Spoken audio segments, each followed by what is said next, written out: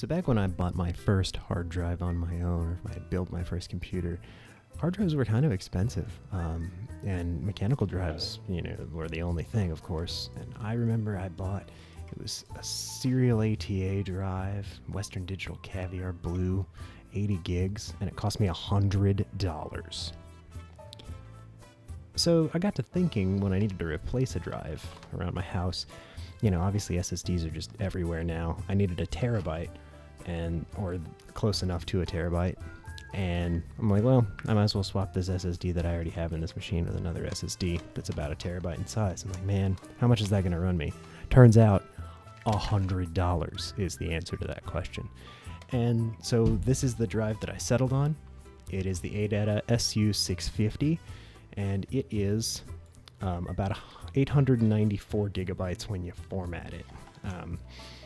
And as we can see from the video, it looks like every other SSD on the planet, really. I mean, they're pretty much standardized at this point.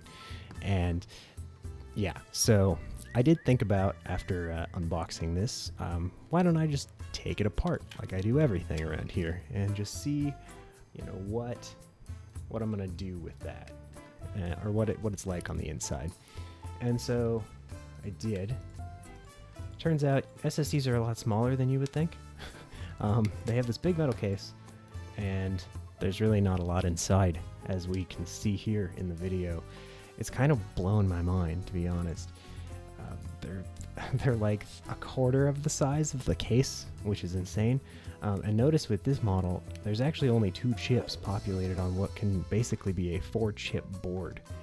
You can populate 2 more chips on the other side. So we really have 2 512 chips. They are actually ADATA's own flash memory chip. It's kind of interesting to me that, we're using,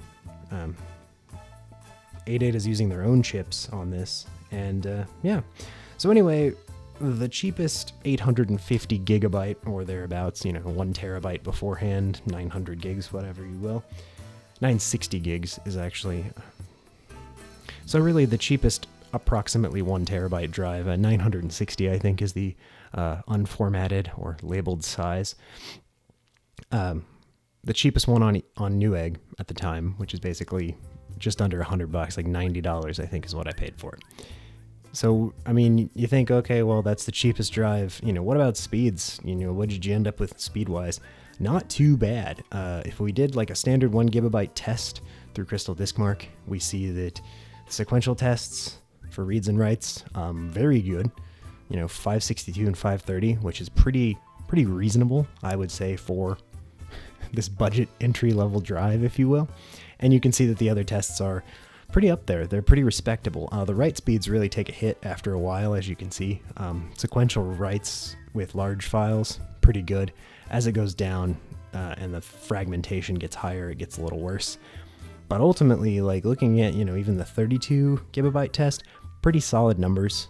It's going to be faster than a mechanical drive. It's not going to be maybe as fast as like some ultra super high-end drive. But I mean, it works okay, and I think for the price, you can't really beat it. This is going to be kind of a short video. There's not a whole lot for me to say on this, but as you can see, the drive ended up being really good, and I would highly recommend it.